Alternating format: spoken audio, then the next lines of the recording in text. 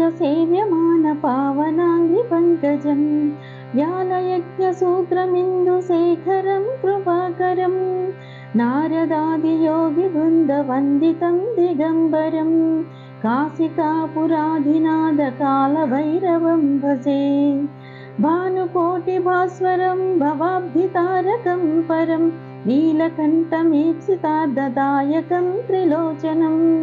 कालकालमञ्जुजाक्षमक्षशूलमक्षरं काशिकापुरादिनाथकालभैरवं भजे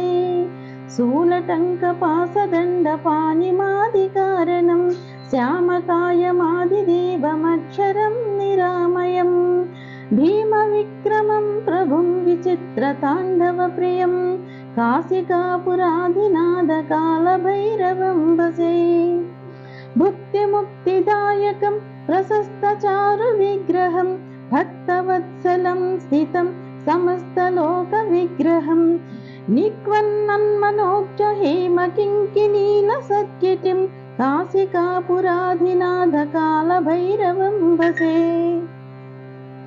धर्मसेतुपालकं स्वधर्ममार्गनाशकं कर्मपोषमोचकं सुसर्मदायकं विभुं